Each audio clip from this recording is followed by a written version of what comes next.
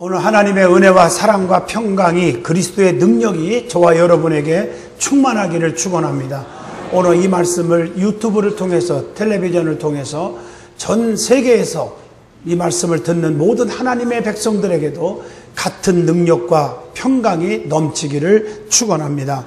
출애굽기 27장 9절로 19절을 통해서 성막 뜰을 통한 교훈이다 하는 제목으로 말씀드릴 때 지금 성막설교 8주 동안 하시는데 이제 세 번째 말씀을 선포하겠습니다. 우리 하나님은 성막을 통해서 축복을 하시고 성막을 그래서 건축하라고 명령하신 것입니다. 왜냐하면 성막을 통해서 하나님의 백성들을 만나 주십니다. 성막을 통해서 하나님의 백성들에게 은혜와 진리와 축복을 주시기 때문입니다. 성막은 지상에 존재한 하나님의 임재, 하나님의 처소입니다. 그것은 하나님께서 임재하시는 곳인데 성경을 잘 보시면 하나님의 처소를 일컬어서 몇 가지 명칭들이 있었어요. 하나님의 처소로, 하나님이 임재하심으로. 출애굽기 25장 8절 보면 제일 중요한 건 성막입니다. 이 밖에도 성경 곳곳에서 성막은 하나님께서 거하시는 처소라고 비유로 말씀하고 계십니다. 두 번째가 성전이 있습니다. 하나님께서는 솔로몬이 성전을 완공할 때까지 성막에서 거하셨습니다. 그러나 성전이 세워진 후에는 성전이 하나님께서 거하시는 처소가 된 것입니다. 세 번째로는 우리 예수님, 우리 주님 자신입니다. 신약에 있어서는 주님 자신이 우리가 천상에서와 같이 지상에 거룩한 하나님의 처소가 되는 것입니다. 요한복음 1장 14절 말씀처럼 말씀이 육신이 되어 우리 가운데 거하신 것입니다. 주님은 그래서 영원히 임마누엘 되시며 그 뜻은 하나님이 우리와 함께 계신다, 그런 뜻입니다. 네 번째가 교회입니다. 마태복음 16장 18절 내가 내 교회를 세우리니 음부의 권세가 이기지 못하게 하리라. 에베소서 2장 22절 보면 너희도 성령 안에서 하나님이 거하실 처소가 되기 위하여 그리스도 예수 안에서 함께 지어져 가느니라. 그렇게 말씀하고 계십니다. 그러므로 교회는 하나님이 거하시는 처소입니다. 하나님이 임재하고 계신 곳입니다. 특별히 성막은 하나님 자신이 설계하셨어요. 출애굽기 25장 8절로 9절. 하나님께서 임재하시는 처소라고 출애굽기 29장 46절에 말씀했어요. 죄인인 인간과 만나주시는 곳임을 출애굽기 25장 22절, 29장 42절로 43절을 통해서 가르쳐주고 있습니다. 하나님께서 계시를 나타내시는 그 장소로 출애굽기 29장 46절, 또한 죄를 씻김받는 장소가 되기 때문에 레위기 4장 20절, 레위기 4장 26절, 레위기 4장 31절에도 그렇게 말씀하고 계세요. 사람이 만든 어떤 건물보다 가장 중요한 구조물인 것입니다. 성막은 크게 세 가지가 있습니다. 하나는 성막 뜰이 있고, 하나는 성소가 있고, 그 뒤에 지성소가 되어 있어요. 그 세 가지로 생각할 수가 있는 것이죠. 그 중에서 오늘은 성막 뜰에 대해서 은혜를 나누고자 합니다. 성막 뜰은 네 가지로 또 나눠집니다. 성막 뜰은 성막 울타리가 있고, 들어가는 성막 문이 있고, 그리고 번제단이 있고, 물두멍이 있습니다. 네 가지입니다. 하나님께서는 세마포장을 불러서 다른 지경과 구별되도록 성막의 뜰을 만들으라고 명령이 내려졌습니다. 성막들은 오늘날 교회를 의미합니다. 엄밀히 따지면 교회라는 것은요, 에클레시아, 회중들의 모임, 즉 성도를 가리킵니다. 그렇기 때문에 성막의 뜰은 성도란 누구인가를 바르게 가르쳐주는 진리가 담겨져 있는 것입니다. 우리가 하나님의 백성이요 성도면서도 성도가 누구냐, 이것도 모르고 신앙생활하면 안 되잖아요. 영적으로 바르게 알려주고 있습니다. 자, 그러면 한 번씩 풀어봅니다. 성막에 울타리가 있다고 해서 울타리, 이것은 성도의 구분 기준을 가르쳐주고 있는 거예요. 구분하는 거예요. 울타리를 통해서. 또 성막 문이 있습니다. 이것은 성도가 되는 길을 가르쳐주고 있어요. 그 다음에 번제단이 있다겠죠. 이것은 성도와 십자가의 관계를 바르게 가르쳐주고 있습니다. 마지막으로 물두멍이 있다고 그랬죠. 물두멍은 성도의 회개와 성화, 거룩해져 가는 거죠. sanctification. 성화가 있다는 것을 가르쳐주고 있습니다. 그러면 구체적으로 성막의 뜰을 세우는데 기본적으로 재료가 있어요. 재료가. 뭘 가지고 했느냐?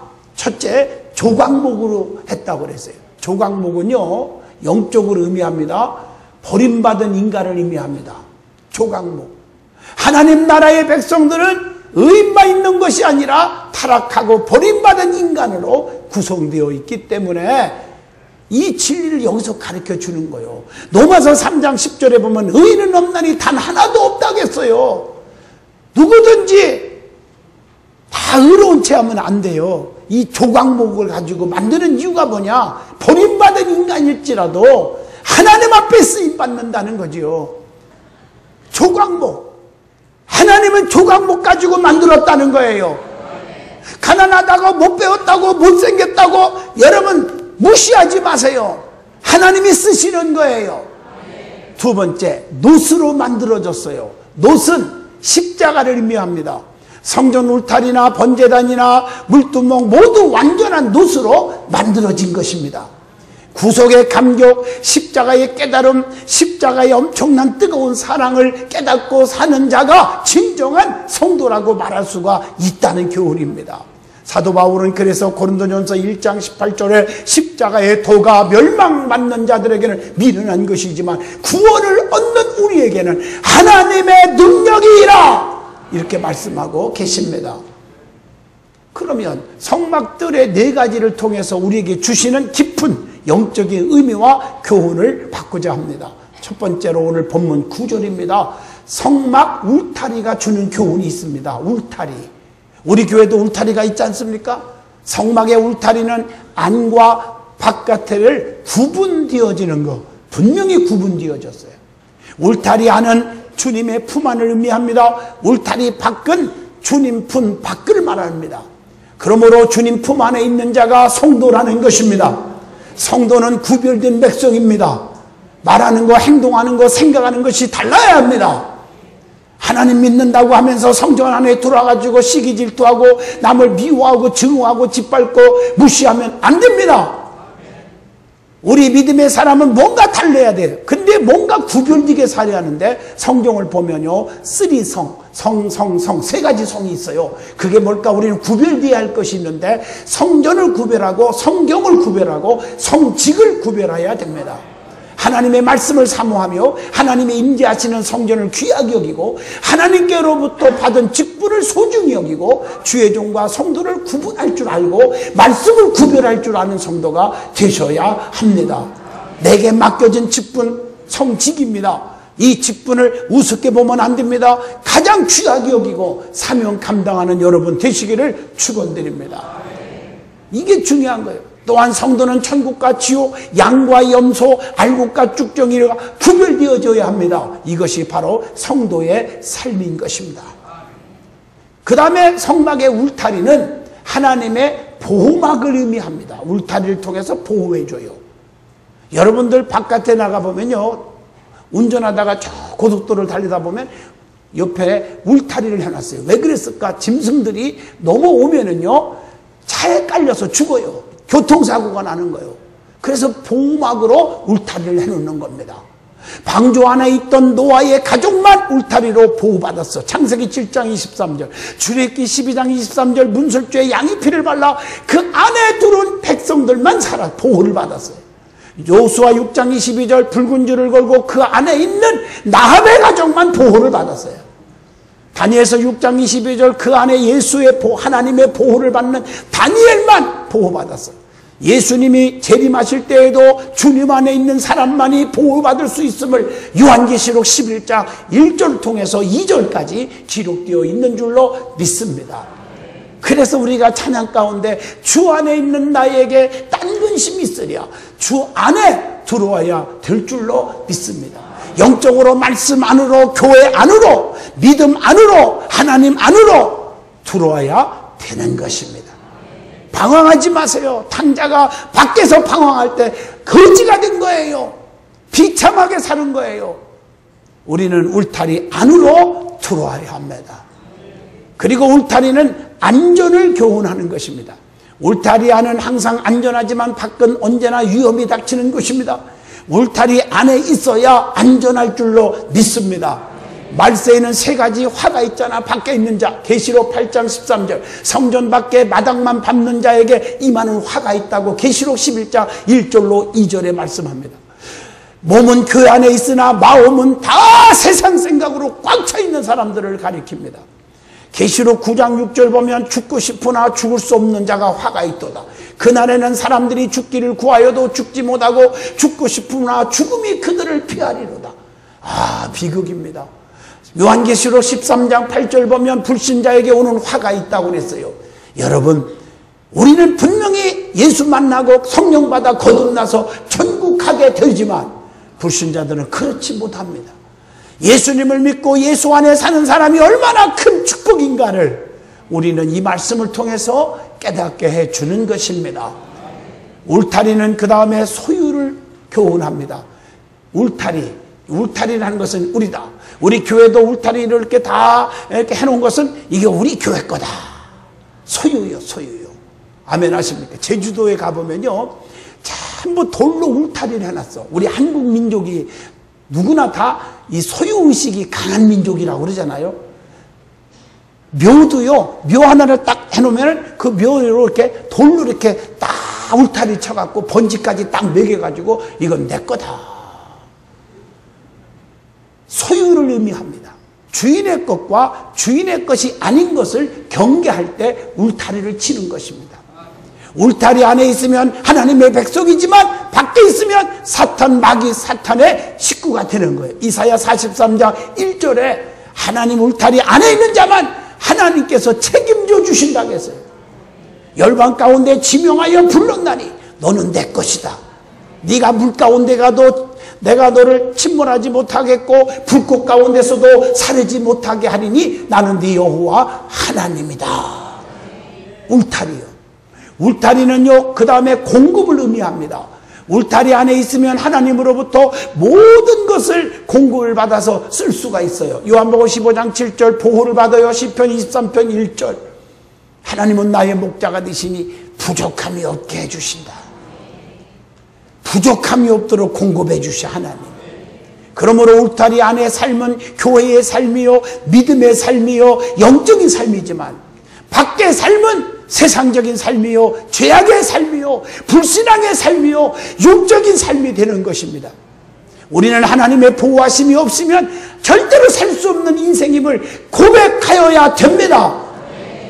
물을 떠난 고기가 혹시 산다 할지 몰라도 예수 떠난 심령은, 하나님 떠난 심령은 사는 법이 없는 것입니다. 두 번째, 성막에 문이 있습니다. 출입문이 주는 영적인 교훈이 본문 13절로 16절까지 기록되어 있습니다. 성막문은 예수 그리스도를 의미합니다. 요한복음 10장 9절 보면 내가 문이니 누구든지 나로 말미암아 들어가면 구원을 받고 또는 들어가면 나오며 꿀을 얻으리라. 성막문의 특징과 의미를 한번 보겠습니다. 성막을 가만히 문을 보면요, 출입문은 오직 하나뿐이었어요. 하나. 이건 뭘 의미할까? 요한복음 14장 6절, 사도행전 4장 12절. 오직 구원은 예수 그리스도만 되어진다는 것을 의미합니다. 다른 이름으로는 구원받을 만한 이름을 주신 적이 없습니다. 요한복음을 보면 예수님에 대해서 7가지로 표현했잖아요. 그분을 믿어야 되는 거요. 요한복음 6장 35절, 요한복음 6장 48절, 요한복음 6장 51절에 보면요, 나는 생명의 떡이라. 요한복음 8장 12절, 12장 46절, 나는 생명의 빛이라. 요한복음 10장 7절, 나는 양의 문이라. 요한복음 10장 11절로 14절, 나는 선한 목자라. 요한복음 11장 25절, 나는 부활이요 생명이니. 요한복음 14장 6절, 내가 곧 길이요 진리요 생명이라. 요한복음 15장 1절 5절에 나는 참 포도나무라. 예수 그리스도 그분이 나의 참 생명이요 소망인 줄로 믿습니다. 그 다음에 성막 문은요 아주 넓고 큰 문으로 되어져 있었어요. 오늘 여러분 읽어준 말씀도 나오잖아요. 성막의 출입문은 자 폭이 어떻게 해서요? 20규빗이다. 높이가 5규빗이다. 쭉 나오지요. 제작한 거. 여러분 20규빗은 미터로 말하면 10미터나 되는 거예요. 놀라지도 않으시네. 이 말은 누구든지 원하는 자는 다 들어올 수 있도록 넓게 만들어 놓았습니다. 디모데전서 2장 4절 말씀, 하나님은 모든 사람을, 이 말은 가난한 자나 부한 자나 잘난 자나 못난 자나 모든 사람들이 구원을 받으며 진리를 아는 데 이르기를 원하시느니라. 가난한 자나 부한 자나 무식한 자나 유식한 자나 전라도 사람이나 중동도 사람이나 경상도 사람이나 강원도 사람이나 이방인들이나 누구든지 하나님 앞에 나와 예배드리는 것이 교회입니다. 우리는 끼리끼리가 있을 수가 없습니다. 남을 나보다 귀하게 여기며 겸손한 신앙생활하는 자세를 가져야 합니다. 빌립보 2장 3절의 말씀입니다. 그 다음에 문은요 동쪽으로 만들어졌어요. 이게 뭔지 아세요? 메시아 구원자가 유다 지파를 통해서 오실 것을 예표한 것입니다. 동쪽 진영에는 12지파 중에요 예수 그리스도께서 장차 오실 유다 지파가 있기 때문입니다. 마태복음 1장 1절. 동쪽에서 태양이 솟아오르듯 예수 그리스도가 의의 태양이십니다. 유일한 구원의 소망이십니다. 우리의 모든 문제를 해결해 주시는 복 주시는 분이시라는 것을 의미합니다. 그래서 말라기 선지자는 내 이름을 경외하는 너희에게 공의로운 해가 떠올라서 치료하는 광선을 비추리라. 말라기 4장 2절의 말씀입니다. 오늘 이 문은 4가지 색으로 짜여 있었어요. 4가지 색. 이것은 예수 그리스도를 상징하기 때문에 4가지 색으로 되어 있어요. 오늘 읽어주신 말씀이죠. 신바탕은요 청결, 의를 의미합니다. 예수 그리스도의 순결의 뜻이죠. 또 청색은 하늘의 색입니다. 이것은 생명이신 그리스도. 자색은 왕을 의미합니다. 예수님은 만왕의 왕이십니다. 홍색은요 피 흘려 돌아가신 그리스도를 의미합니다. 구원의 색입니다. 다시 말하면 예수 그리스도가 누구인지를 바로 알고 그분이 내 안에 들어올 때 구원이 있고 문제 해결이 있고 형통이 있고 응답이 있고 축복이 있는 것입니다. 그래서 미문의 안진뱅이에게 내게는 은과 금이 없거니와 다만 내게 능골리게 주노니 곧 나사는 예수 이름으로 일어나 걸어가라. 예수가 딱 들어가니까 안진뱅이가 일어나 걸어가게 되지 않습니까?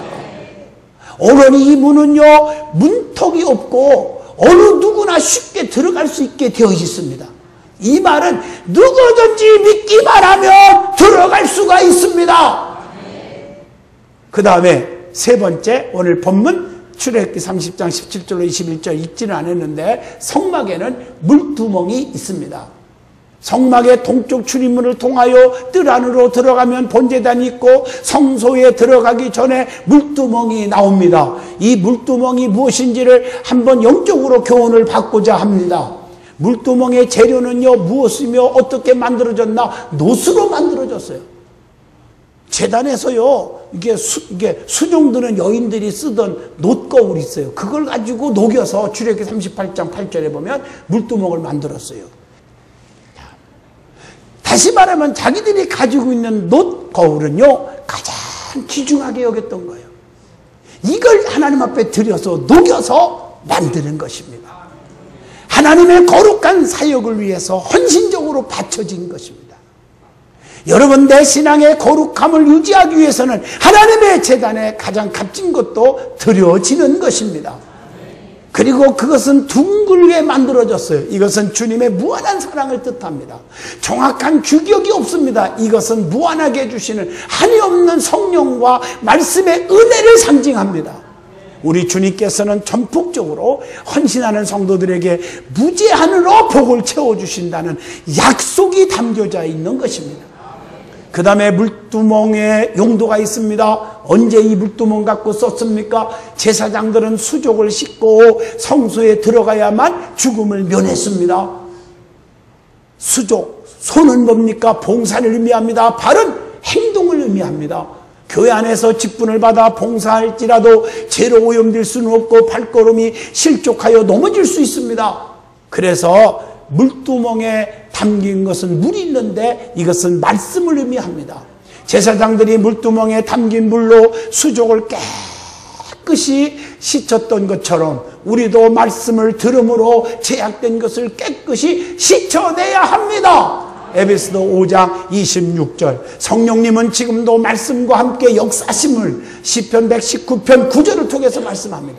한번 회개한 것으로 만족하지 말고 말씀으로 계속해서 죄를 씻음과 같이 거룩해져가는 성화의 과정이 있어야 합니다. 119편 11절. 그래서 오늘도 예배드리고 저녁에도 예배드리고 예배 시간 자주 와갖고 하나님 앞에 나의 모든 죄악을 말씀으로 씻어버리는 거예요. 고백하면서 씻어버리는 거예요. 이게 예배입니다. 물두멍에는 무엇을 담았을까요? 물이 가득 차 있었어요. 가득 찬 것은 충만을 의미합니다.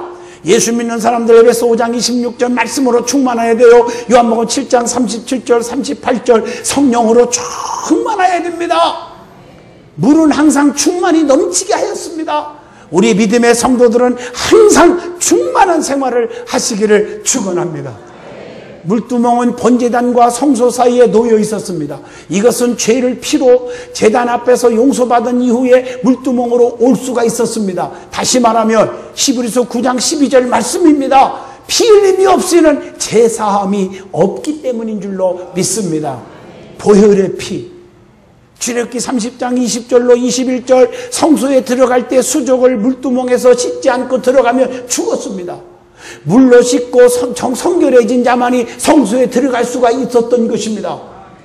그래서 하나님 앞에 깨끗이 말씀으로 무장된 사람은 히브리서 4장 16절 하나님께 담대하게 나아갈 수 있는 특권이 있고 욥기서 17장 9절 능력을 얻게 될 줄로 믿습니다.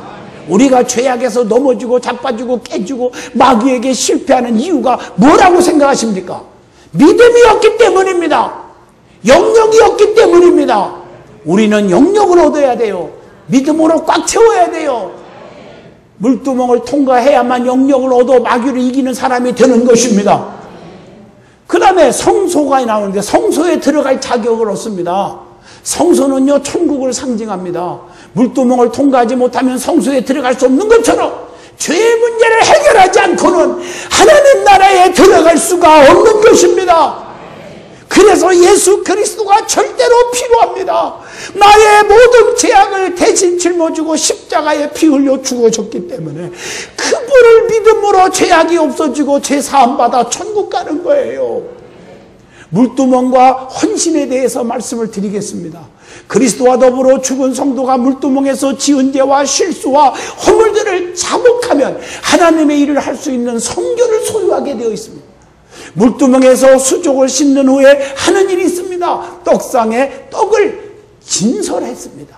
제사장은 매 안식일마다 진설병 상위에 이스라엘 12지파를 상징하는 12개의 떡을 두 줄로 배설해야 했습니다.